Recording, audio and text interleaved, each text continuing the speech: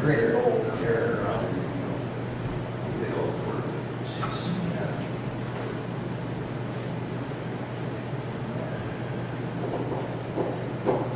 About them Cowboys.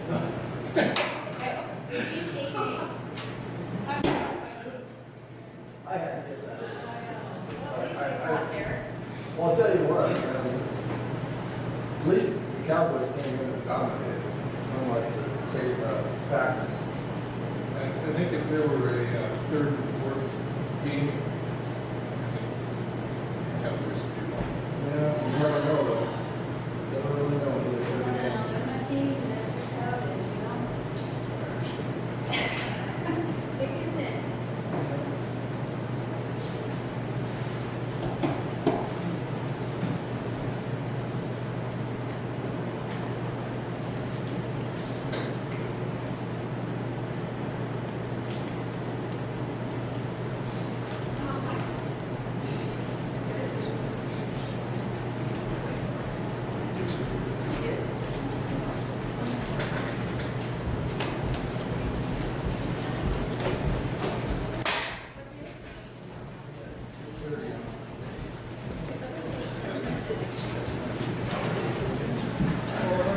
Well, it is 6:30, so we'll call the meeting to order.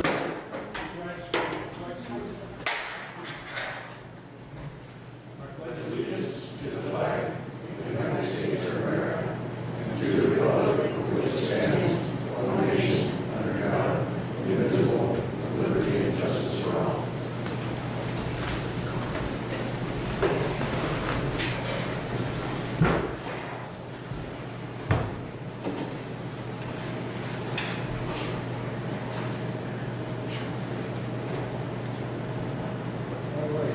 Item number 3, changes or additions to the agenda. Mr. Chairman, I would like to suggest that we move the evaluation pieces to after board reports and before adjournment. And I have a motion to do that. I move to revise the agenda by placing items 8E, the executive session, and 8E after board reports and before adjournment. Second. It's been moved and seconded to place items 8D and 8E after board reports and before adjournment. Any discussion? If there's no discussion, all in favor say aye. Aye. Any opposed? Motion carries. Any other changes or additions? Okay, consent agenda? Move the board approves consent agenda as modified. Second. It's been moved and seconded to approve the consent agenda as modified. Any discussion? All in favor say aye. Aye. Any opposed? Personnel? We have one resignation to consider. I move the board accept the resignation of Rod Clapper, assistant baseball coach. Second. It's been moved and seconded to accept the resignation of Ron Clapper, assistant baseball coach. Any discussion? Very well. All in favor, say aye. Aye. Any opposed? Motion carries. Public comment. We've got 2 people signed up for public comment. Those comments are limited to 5 minutes. First of all, Dr. Housen. I'd like to actually introduce Raynor before he gets started. Raynor and I work together at Ocean Beach School District, where Raynor was the superintendent and I was the principal of the Waco Junior Senior High School. And so he was at the beach from 2005 to 2009. Which overlaps some of my time there. So it's a pleasure to introduce Raynor and have him here tonight. Raynor is on ESD 112's board of directors. So I'll let him speak on his behalf, but just like to welcome Raynor to our board. Right. And I'd like to thank Superintendent Nelson for allowing me to just take a couple of minutes with the board I want to just introduce myself and say I am the District 2 representative for ESD 112, which includes the Naselle Grays River School District. And I wanted you to know who I was and give you an opportunity somewhere down the line. Certainly you don't need to do that tonight, but anywhere down the line during my term, which is a 4-year term. I live close by. I'm on the Long Beach Peninsula, and so if there are anything or any issues, any concerns that you'd like me to address on your behalf with the ESD board, I'm more than glad to do that. We meet approximately, well, we meet every month, but the date changes a little bit. It's usually the 4th Tuesday of the month. And we meet in Vancouver at the ESD building. And there is a new ESD superintendent this year, Tim Merlino.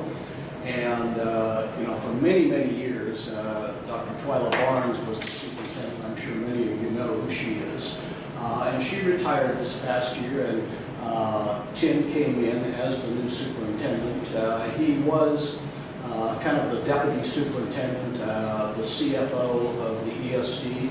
They did a wide-scale search, but in the final analysis, they decided that Tim had all the skills that they were looking for.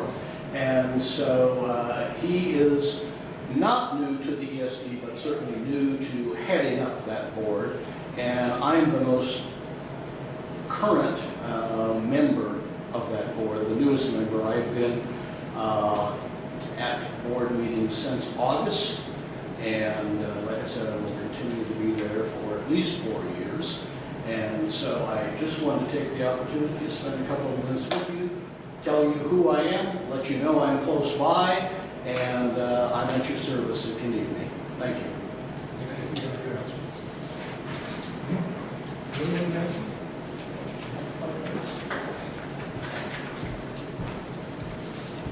Good evening, everyone. My name is Lily. I have 2 children at the school. My daughter Kira is in 3rd grade, and my son Eric is in 1st grade. I'm one of the over 100 parents and guardians of 55 young students in elementary immersion, children working hard every day to learn a second language. I'd like to take a few minutes tonight just to formally update you on the progress by the parent group that has been made so far this year with respect to supporting the Naselle Mandarin Immersion Program. Okay, so first a little bit about Luqing. At the start of the school year, we formed the Luqing parent group. Luqing is Chinese for rising star. We chose this name to complement the comet mascot and also to speak to the bright future that awaits these children. We meet on first Sunday of each month, and we have strong representation across all 3 grades from K to 2. We have a 5-member leadership team that includes Kathleen Nisbet-Monsey from Goose Point Oysters, Crystal Weston, professional grant writer and a storied parent, our own Robin Andrea, who is also assisting greatly with the grant writing at the moment, Mary Jane Anderson, who with Fanny Strange and Emily Lindstrom is heading up the big Chinese New Year fundraiser that we're planning for the end of February. And they've been great at local fundraising. I'm simply here tonight filling in for Kathleen Nisbet, she's out sick.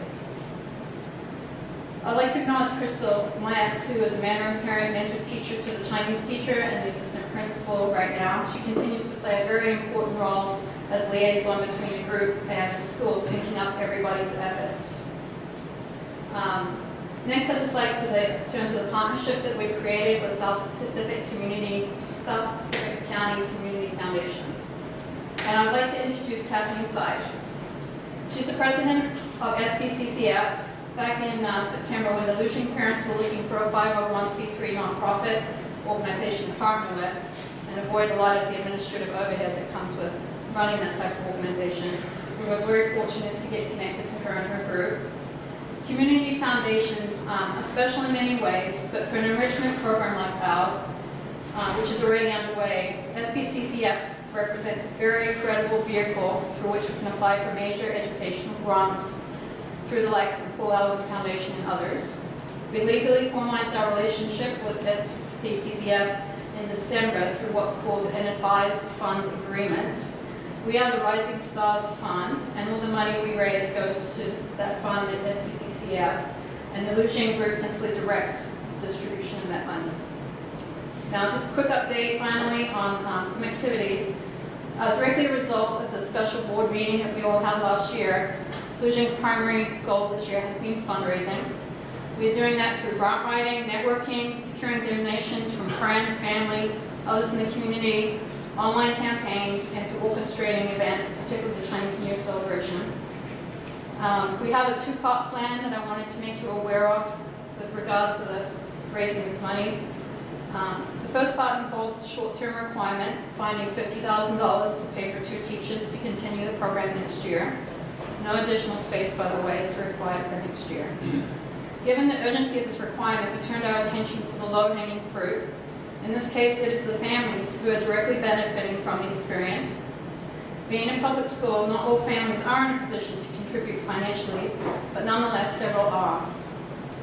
Those who cannot write checks have helped in many other ways, including giving very kindly of their time, effort, and other connections, network, and other resources.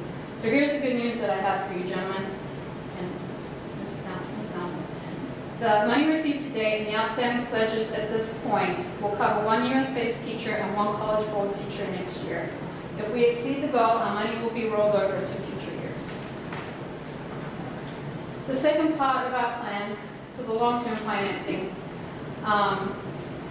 we understand that the school board would feel much more comfortable supporting a unique program like this if we can collectively answer the question, long-term, where's the money coming from? Particularly if it grows to the point in a couple of years where we would actually require 3 teachers. So, am I running out of time? You are, but go ahead and run it up. Okay, if I could just draw one diagram. All right. It should all work. Check it over. So, I know that Chuck has suggested maybe doing a board working group separate from this meeting tonight, so I won't take up too much of your time. But I did just want to throw out a conceptual framework that I think would be really helpful to kind of get us all on the same page for how to think about the funding for this program. And so up here you have the school, here you have the parents, and here you have, she doesn't mean teacher, I guess, triple writing, the external funding. So what you had in the first 2 years of this program, you had the school putting in money, we had the State Department, College Board admin putting in money, parents really contributing just mainly in terms of their time and effort. But I think once you start to see for next year, in the 1 US teacher, 1 College Board scenario, we're looking at $75,000. The school was even just to keep the cap that they have this year. The external money from College Board for another year is this. Parents can easily add almost half rates this. When you look at it in the down the road scenario, when this number here becomes a higher number, say for example, this number, again, probably what you're going to see is an increase here. Because we have time now, and because we're working with a very critical organization to reach out to the likes of the Paul Allen Foundation, other major philanthropic entities that now look at a little program like Naselle and trust SBCCF to manage our money in a responsible way, and basically kind of, through this partnership here, create an endowment that again kicks off money to this on a regular basis, so the parent thing can be maybe come down a little bit, and then you'll see the school never really getting, worst case, probably getting to this, and I do mean worst case. I know that they've been concerned early on the school is going to be on the hook for $150,000 a year.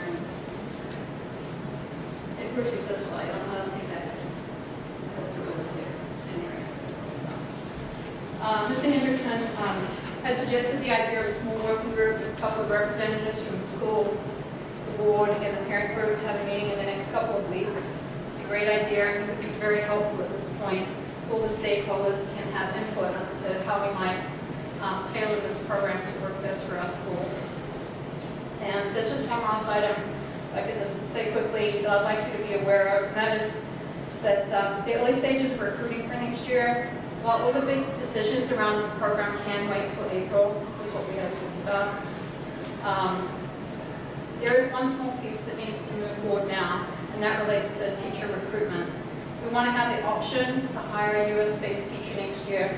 The school needs to post the job description now and start collecting resumes. That way the administration team will retain the flexibility for staffing next year. Then in April, after all the fundraising numbers are confirmed, the school can decide whether or not to make formal job offers, sign off on continuing college board grants, and take whatever actions are reasonably supported by the financial picture.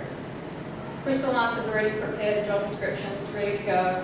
We're not committing the school to anything at this point, simply giving ourselves options in terms of being able to hire high-quality instructors next year. Thank you. And, any further discussion? I intend to bring that up under board discussion. I don't know. Okay.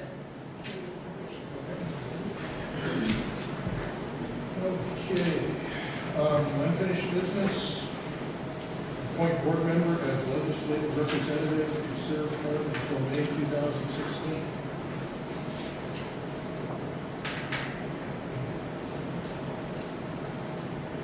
Do we have anybody interested in doing that? I thought you were. I was. That was last year. Oh. It's going to be, as you know, a very interesting year for the legislature.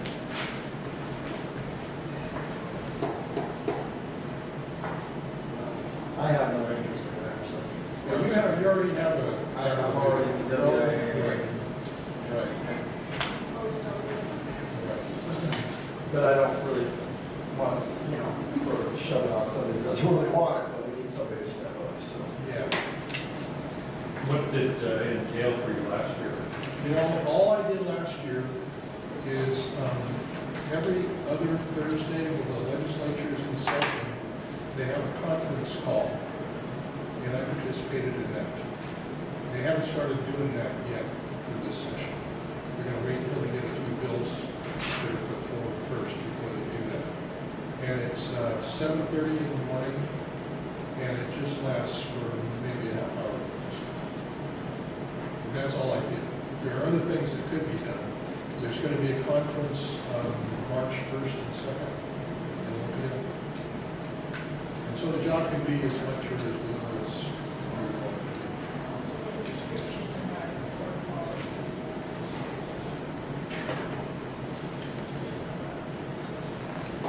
Well, if no one has interest, I would do it. I move the board appoint as legislative representative until May 2016. It's been moved and seconded that Bud Strange be appointed as legislative representative until May 2016. Is there any discussion? I'd like to thank Mr. Strange for stepping forward. As would I. All in favor, say aye. Aye. Any opposed? Motion passes.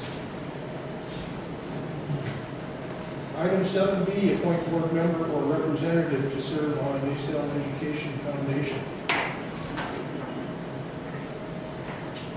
Lisa, you said you currently, I do go to those meetings and I have been going and I am on it. But, you know, I'm willing to, you know, I plan to continue to do that. I think the more the merrier. But I'm not sure if that fits with the bylaws. that's fine. Sure. So if somebody's interested in doing that, that position is open. If not, we don't have to. When do they meet? Just curious. We have regular meetings. How approximately how often? We've been meeting about once every 2 months. But as you get closer towards the end of the year, it increases in frequency.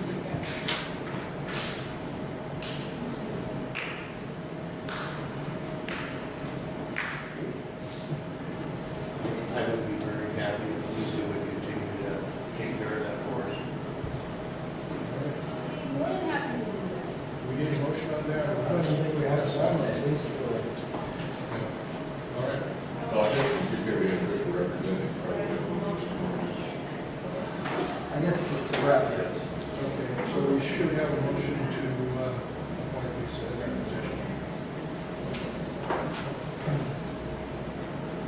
I move the board appoint Lisa Nelson as the liaison to Naselle Education Foundation. It's been moved and seconded to appoint Lisa Nelson as the liaison to the Naselle Education Foundation. Is there any discussion? That's what we've already had. All in favor, say aye. Aye. Any opposed? Motion carries. Thank you, Lisa. New business, first read laws and policies. Okay, so just for the audience, since we have an audience today, these are first read policies. We don't take any action on them. They're just reviewed, briefly discussed. And if they are to be adopted, it would be at the next board meeting next month, which gives a little time, all this to soak in. So there are 13 of them, so I will go through these relatively quickly, and if there are questions from the board, just feel free to cut me off. So comprehensive early literacy plan is a new policy. This one requires interventions at the early grades if students are not passing state assessments or meeting various standards.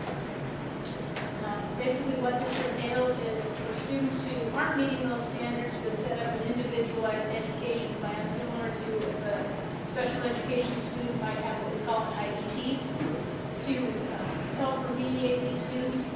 We already do this. We use our Title I and our Learning Assistance Funds to do this. This formalizes it. It's an official requirement. So there will be assessments this spring, and we will analyze that data, and then starting at the 15-16 school year, a plan will be in place for each student who doesn't meet those standards.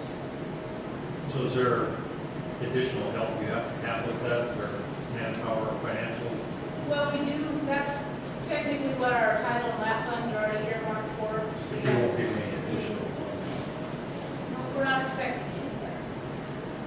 Will we substantially in compliance with that? And it officially becomes a law for next school year.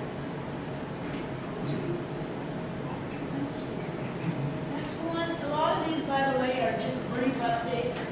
So they're existing policies with a small tweak here or there. This one, under guidance and counseling, requires that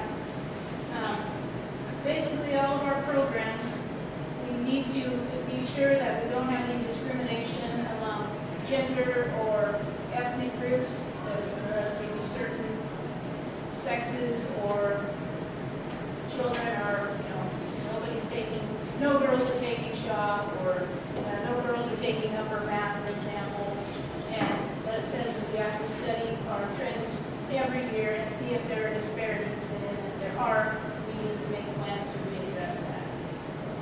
Mostly what they've added here is language at the bottom, talking about it, and that will now be a requirement.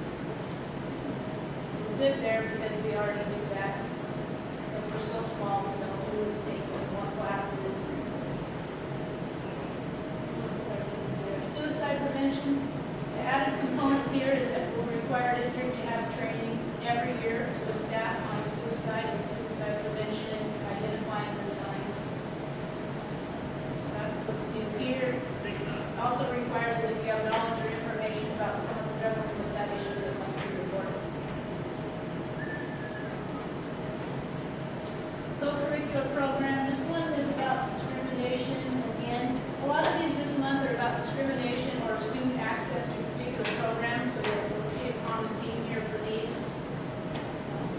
This just says that we will not exclude people from participating in our various programs because of race, ethnicity, gender, and so forth. Or we won't discriminate against group using our school facilities. The same reasons. The next one is a repeat of this policy, except this one is for interscholastic activities. So, our athletic programs, same issue, we need to be sure that we're aware and not discriminating against. Also talks about funding for various programs. Now, we've kind of always been under the perception that funding has to be equal for various programs. It doesn't necessarily have to be equal, because some programs cost a lot more money to operate. For example, football with the safety requirements is more costly than volleyball, which occurs in the same season typically for girls. So,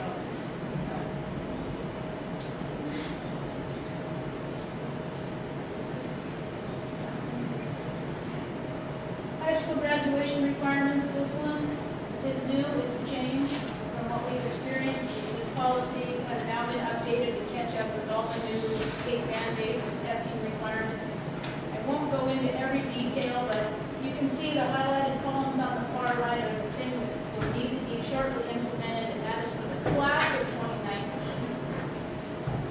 So most of these we already have. So this won't be a big change for our district. We already require 4 years of English, 4 years of math, 3 years of science, and so forth.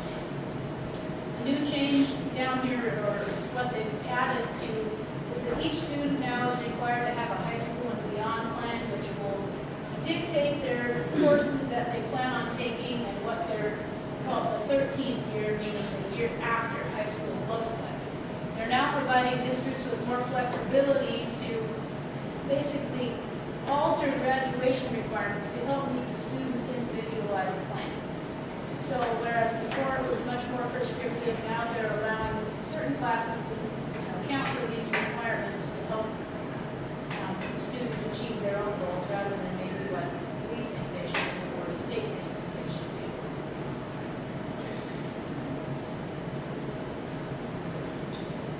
Okay, we're on the next page. Bullying and harassment, intimidation. Again, the change here, kind of on a similar theme. Is that this one is talking about is the students who are on an IEP or individualized education plan. For them, if there is harassment and bullying, it will involve their IEP team. So it will be a much larger population of people involved in solving these problems, because this really is about students with disabilities. So they have a team at the school that helps them. So they will be involved if there's harassment. Please you skip one on the skip. 3115. Homeless students. Oh, I'm sorry.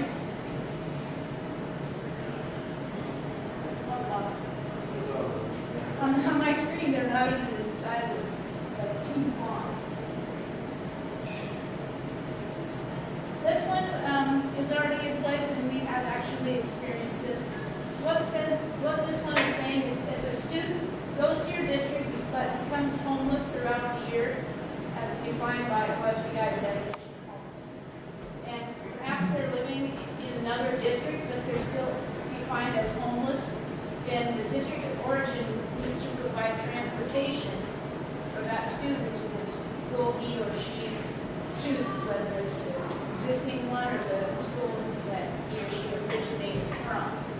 And it says that there's some latitude there to work with partner districts to, work out the transportation. We did have a student last year who became homeless, was at the beach, and we met halfway essentially to provide the transportation. And that then is in place throughout the remainder of the school year. That could be pretty substantial if the students decide to. That could show be up again. very substantial. Work out the situation. So, fortunately, we were close and we already run a bus, most of the way down there, but we're going to be working on some other avenues if that was the case. This meeting,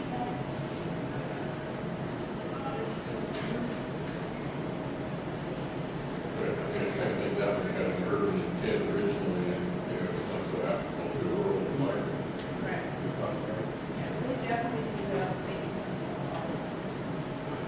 Non-discrimination, this one added, in addition to the normal categories, it talks about, somewhere in here, guide dogs and, let's see, where is it?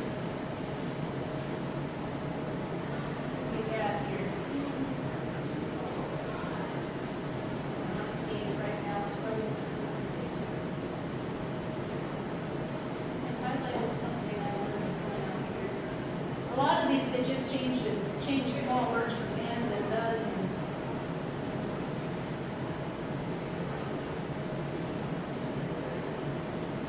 required training. Sort of, designated compliance officer, which we have. Published notices, what was something a little bit extra on this one? I'm not seeing it, so. So report next month. Student records, this one we talked about a few months ago. But the important thing to add here is, and especially pertinent to, because we have the Naselle Youth Camp, you can't send records to a school without a release of information. But what this one is saying is if the student belongs, a student is incarcerated, for example, or DSHS involved, then they can serve in lieu of the parent to help get those records to the right place. It wasn't always that way in the past, and like, for example, at the camp, a lot of the kids' parents are actually incarcerated themselves, so you could never get in touch with anyone to get the records to the right place. So that was an important policy to have. Discipline corrective action, again, this one was a small change. We talked about this one before also, but what this is saying is you just can't undertake a suspension of any length of time without due process, and that the student that you have suspended has to have a re-engagement plan. So you don't just say, well, you've been out for 2 weeks because of assault, now go to class. Okay? You have to have a transition plan and the right people involved. It also says that districts will review their data annually and, check, for example, are certain students of color being suspended more than white students, and you have to disaggregate the data. There's a report you have to do at the end of the year that talks about how many suspensions, male, female, nationality, and so forth. This is big right now. They talked about this at a conference I was at last spring, and OSBI will be putting out a lot of data on this right now. They're doing some studies on it to see what the next steps will be. Catheterization, this one, we just, not too long ago, renewed our classified staff contract. And what this one says is you cannot require staff, even if they are trained, to perform catheterization services. Unless, school nurse, that's a different story. But you cannot, even if you train your staff to do it, they do not have to perform it, and you cannot discipline them for refusing to perform it. You want the last one? Disciplinary action and then discharge. This one you've probably seen on the news not too long ago. There was some companies that were coming under fire because they were requiring prospective applicants to log into their Facebook page in front of the interviewer or the prospective employee and say, oh, we want to check you out a little bit. And so basically what this is saying is I cannot go up to Maryland and say, oh, I heard, you had a Super Bowl gathering at your house. I want to see your Facebook page, or you have to have a reason. There has to have been some kind of validation before you can go off investigating. So this was on the news not too long ago. I forgot the company, but you just can't go to your employees and say, log in, it's Monday, I want to know what you were up to over the weekend. Is there rules to that effect in classified and certified? I don't believe so. Yeah. But I'm sure it'll be there next time around.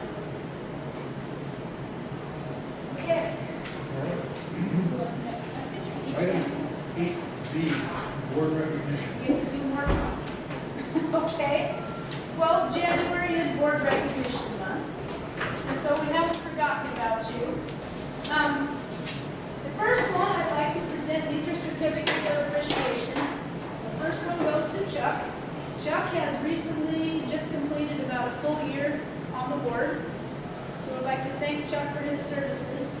I really appreciated having Chuck on the board. He brings a lot of experience with his military background. It's nice to have someone with a broad background who's very calm and quiet, but when he says something, he says a lot in very few words. And I think that that's nice. So I'd like to appreciate you, Chuck. Thank you. Thank you. Thank you, sir.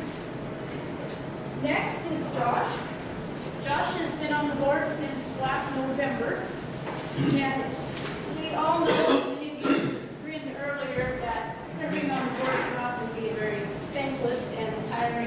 position, you get to wear many hats, as noted here in some of our previous motions. And I just want to appreciate Josh for spending his time with us. He's very busy. He has young children who are heavily involved in the school and our sporting activities, so I know he's going about 10 different directions at once. Josh is also a person who doesn't say a whole lot. He will often sit and listen and soak it all in, and then he'll say like one sentence which will totally capture an hour of conversation. And as an educator, you have to appreciate that, because I've sat in hundreds of meetings, probably like you're thinking about me right now, how people just go on and on and on and on and never say anything. And Josh is one person who is the exact opposite of that. Thank you. Okay, I'm going to skip over here.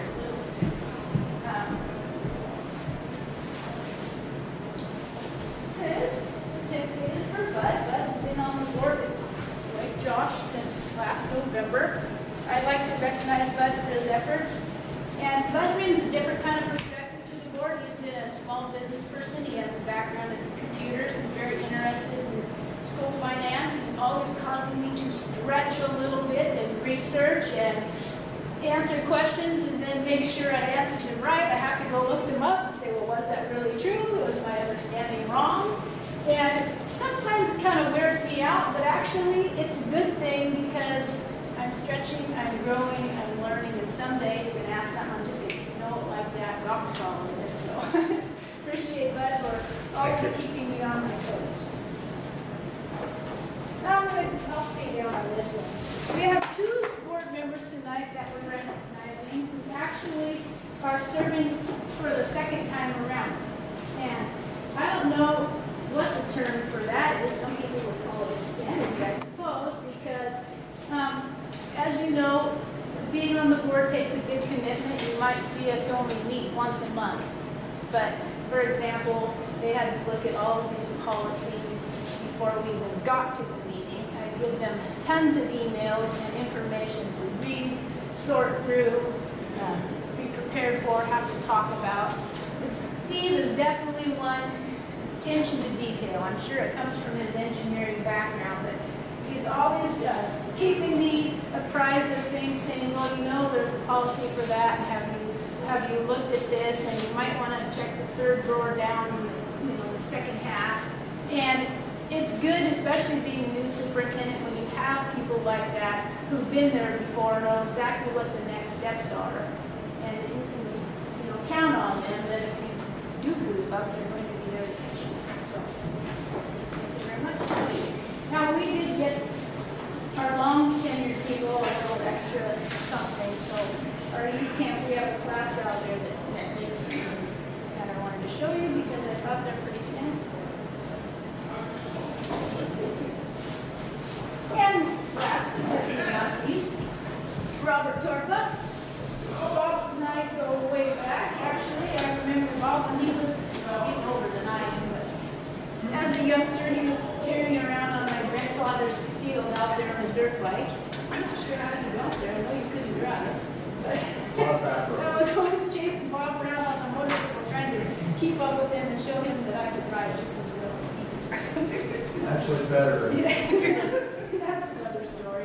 Bob is also serving a second time on the board. Not to be redundant, I won't repeat everything I said about Steve, but Bob brings another kind of perspective. He's also a small business owner, so I enjoy talking with him because the world of school finance is so different sometimes than the real world of finance. And, you know, while he's maybe talking about profit margin and things like that, I'm talking about, you know, getting by and what's the least amount of money we can do. We're not in it to make money. He's certainly in it to make money. So I've enjoyed having those conversations back and forth because you have to put on a different perspective. You can't always think about it in terms of profit and losses and producing one kind of thing. We're trying to produce another kind.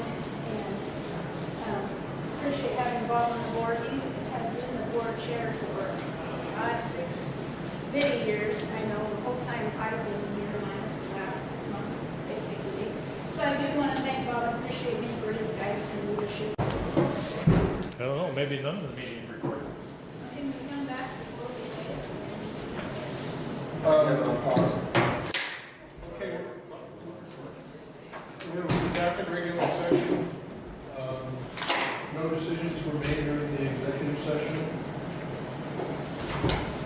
Now we're down to item 8E, consideration of extension of superintendent contract. Do we have a motion to consider? I move the board approves the one-year extension of the superintendent's contract. I'll second. It's been moved and seconded to approve a one-year extension of the superintendent's contract. Mr. Chairman. Now, is that a roll call? Or is that just? Yes, it does have to be a roll call vote. Yes. All right, and we'll have a, oh, first of all, any discussion on that? Okay. All right, if there's no discussion, we'll have to take a roll call vote. Josh, you first. Yes. Bob? Yes. Yes. Steve? Yes. And I'll vote yes also.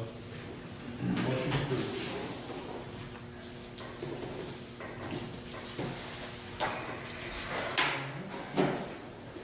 We'll now entertain a motion to adjourn.